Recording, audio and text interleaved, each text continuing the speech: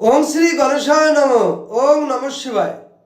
তো বন্ধুরা, আমি আমার এই ভিডিওতে খুবই সংক্ষিপ্ত আলোচনা করতে চলেছি আমাদের সমগ্র পৃথিবীতে যেসব জাতক জাতিক বা যেসব ব্যক্তিগণ অষ্টমী তিথিতে জন্মগ্রহণ করে থাকে, এদের জন্ম নক্ষত্রে কি শুভ শুভ ফল পেয়ে থাকে এই তিথি অনুযায়ী, সেই সম্পর্কে খুবই সংক্ষিপ্ত আলোচনা।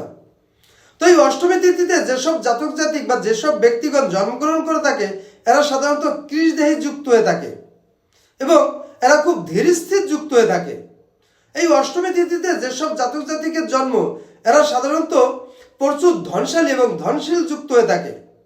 এই অষ্টমী তিথিতে যেসব জাতক জাতিকের জন্ম, এরা সাধারণত পরাক্রমশীল যুক্ত ব্যক্তি হয়ে থাকে এবং এই অষ্টমী তিথিতে যাদের জন্ম, এরা সাধারণত নারী প্রিয় যুক্ত হয়ে থাকে।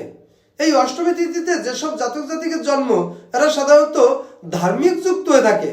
তো বন্ধুরা, এই ছিল অষ্টমী তিথিতে যেসব জাতক জাতিকের জন্ম তাদের সম্পর্কে সংক্ষিপ্ত আলোচনা। নমস্কার।